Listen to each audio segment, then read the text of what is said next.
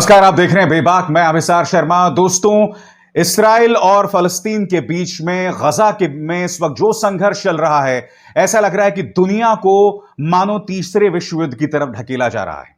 मैं अब आपको एक वीडियो दिखाने वाला हूं जो शायद अब तक जो नया तनाव शुरू हुआ है गजा के अंदर, उसका सबसे निर्णायक वीडियो है। आपके स्क्रीन पर दोस्तों, इस्राइल के हवाई हमले में वहां पर एक बिल्डिंग तोड़ दी जाती है और इस बिल्डिंग के अंदर कई मीडिया संस्थान हैं। इसके अंदर अल जजीरा के भी ऑफिसेज थे। मैं चाहता हूं कि आप इस वीडियो को देखिए दोस्तों। सिहरन पैदा करने वाला यह वीडियो है और इसमें आप देख सकते हैं एक हवाई हमले में जिस बिल्डिंग के अंदर अल जजीरा का ऑफिस था, उसे तोड़ दिया गया। अब आप एक दूसरे एंगल से दोस्तों इस हमले को देखिए। इसके अंदर आप देख सकते हैं एक हवाई हमला होता है और फिर यह बिल्डिंग जो है वो धड़धड़ाकर गिर जाती है। बताया जा रहा है कि इसमें कम से कम 10 लोगों की मौत हुई और हालात दोस्तों लगातार बिगड़ रहे हैं। अल जजीरा की ताजा खबर क्या कहती है आपके स्क्रीन पर कि गजा के अंदर जो मृतकों का आंकड़ा है वो 119 तक पहुंच गया। 31 बच्चे इसमें मारे गए हैं और लगातार इस्राइल की तरफ से जमीनी हमले का खतरा बना हुआ है, क्योंकि लगातार वहां पर ट्रूप्स जो हैं और सेना का जमावड़ा लगातार बढ़ रहा है।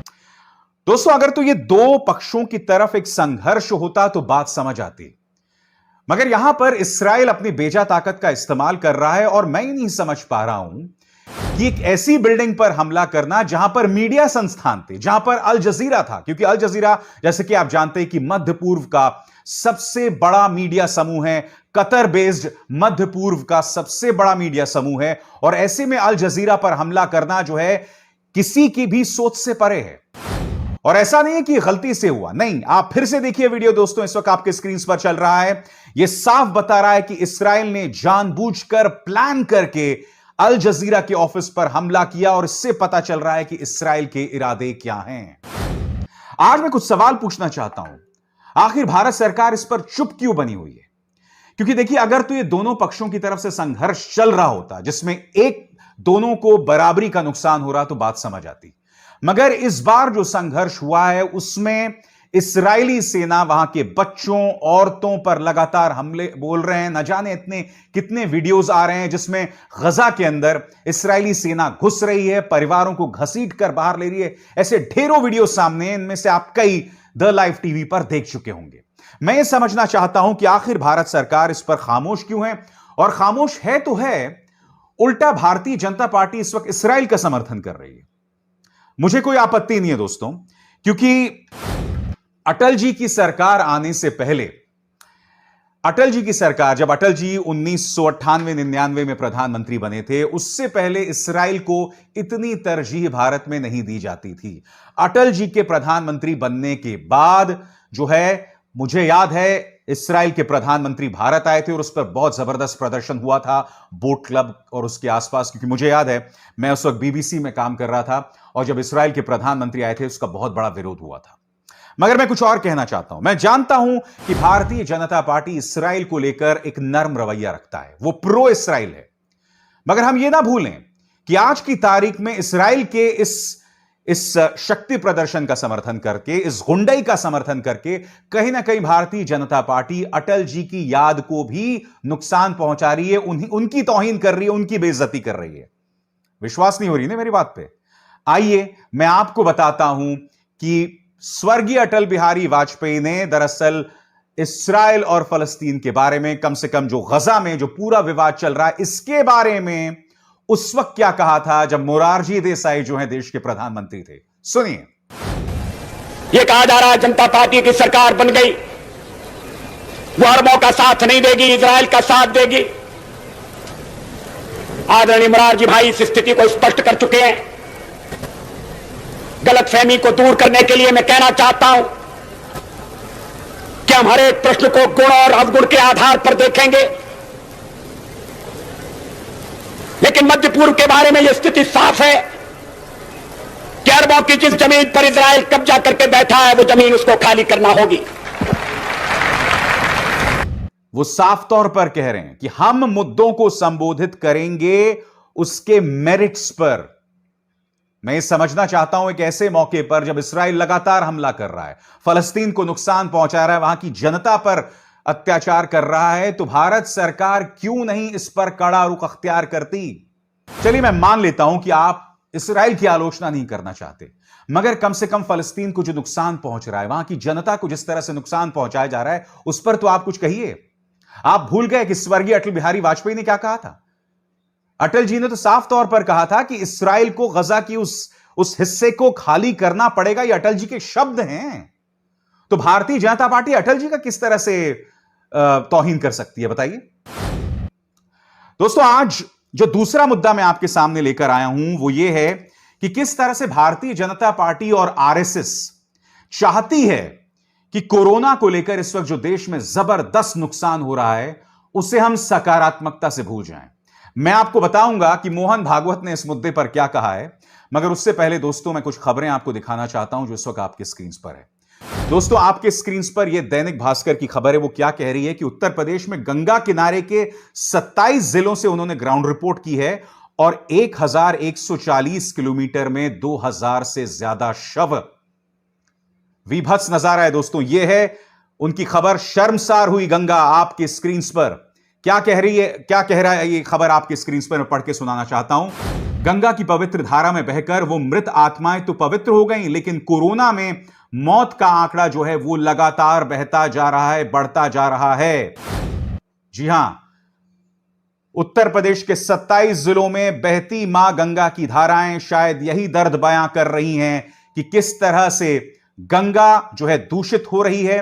27 जिलों से ग्राउंड रिपोर्ट्स किए दैनिक भास्कर में, जिसमें गंगा में कम से कम 2000 शव जो हैं वो बरामद हुए हैं। मैं ये समझना चाहता हूं मोहन भागवत से कि क्या आप ये समझते हैं कि हम फिर भी सकारात्मकता दिखाएं? और अब एक और खबर दिखाता हूं दोस्तों। दिल्ली पुलिस ने 12 लोगों को ये पोस्टर्स लगाने के लिए गिरफ्तार किया है जो सक आपके स्क्रीन पर है। और ये पोस्टर्स क्या कहते हैं? मोदी जी, हमारे बच्चों की वैक्सीन विदेश में क्यों भेज दिया? यानी कि आज की तारीख में वो मां बाप जो अपने मृत बच्चों के लिए शोक जतलाना चाहते हैं, सवाल करना चाहते हैं, आप उनको गिरफ्तार कर लेंगे? आप वो संदेश भी नहीं देने देंगे और फिर आप देश को कहते हैं आप सकारात्मक होइए। मैं चाहता हूं कि आप सुनिए मोहन भागवत क्या कह रहे हैं, क्योंकि मोहन भागवत जो कह रहे हैं 50 सेकंड का उनका यह बयान है। इसमें बहुत सी ऐसी चीजें हैं जो तथ्यों से दूर हैं, कोसों दूर हैं। सुनिए वो क्या कह रहे हैं। हम हार की चर्चा में बिल्कुल रस नहीं रखते, क्योंकि हमारी हार नहीं होने वाली है। हमको जीतना है। संपूर्ण राष्ट्र को अपने उत्साह से, अपने वक्तृत्व से, अपने करने से चर्चिल ने इस मनस्थिति पर खड़ा किया कि चाहे जो हो, हम हारेंगे नहीं, हम शरण नहीं जाएंगे, हम जीतेंगे। और वो जीते, विपरीत परिस्थिति में जीते। उस समय का डाटा अगर फीड करते कंप्यूटर में तो कंप्यूटर कहता कि इंग्लैंड बेचिराग हो जाएगा। लेकिन लगातार महीना भर दिन रात बम के रेड़ों को झेलकर ब्रिटेन की जनता ने अपने देश को केवल टिकाया नहीं तो उस शत्रु को पूर्ण परास्त किया।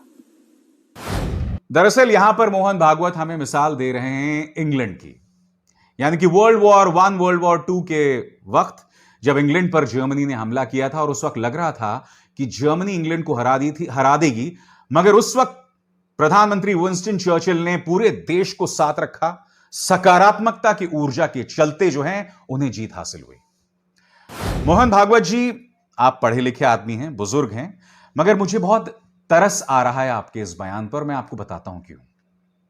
क्योंकि इंग्लैंड पर, ब्रिटेन पर हमला बाहरी हुआ था, जी हां, मगर कोरोना का जो ये दूसरा वेव है, ये जो दूसरी लहर है, कहने को ये चीन से वायरस आया है, मगर ये जो दूसरी लहर में जो लोग नुकसान का सामना कर रहे हैं वो हमारी सरकार की नाकामी की वजह से। मैं चाहता हूं मोहन भागवत मेरे कुछ सवालों का जवाब दें। सवाल नंबर 1, आपने पिछले साल मार्च में इसे बड़ी आपदा घोषित कर दी थी, मगर ऑक्सीजन के टेंडर्स जारी करने में आपने 8 महीने लगा दिए, क्यों?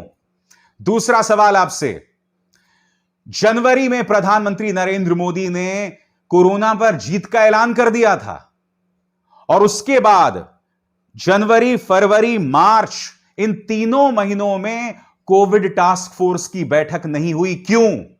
और फिर आप राज्य सरकारों पर दोष मढ़ते हैं इसका।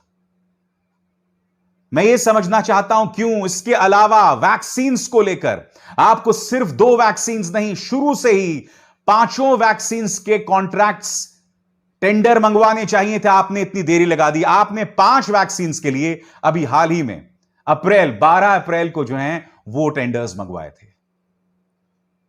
मैं ये जानना चाहता हूं कि दूसरी लहर जो है कोरोना की, भागवत जी, ये है इस सरकार की नाकामी के चलती है। कोई बाहरी हमला नहीं था, यह हमारी आंतरिक कमजोरी थी। और जब देश त्राहिमाम करता है तो आप पहली बात तो उन लोगों को गिरफ्तार करते हैं जो ये कहते हैं कि मोदी जी हमारे जो वैक्सीन हैं आपने विदेशों में क्यों भेजे। दैनिक भास्कर की खबर फिर देखिए आपके स्क्रीन पर दोस्तों। 27 जिलों में 1000 किलोमीटर में 2000 लाशें। कोई जवाबदेही है? मैं आपको बताना चाहूंगा दोस्तों, विपक्ष नेता राहुल गांधी ने भी इस मुद्दे पर हमला किया है। उन्होंने क्या कहा है आपके स्क्रीन पर।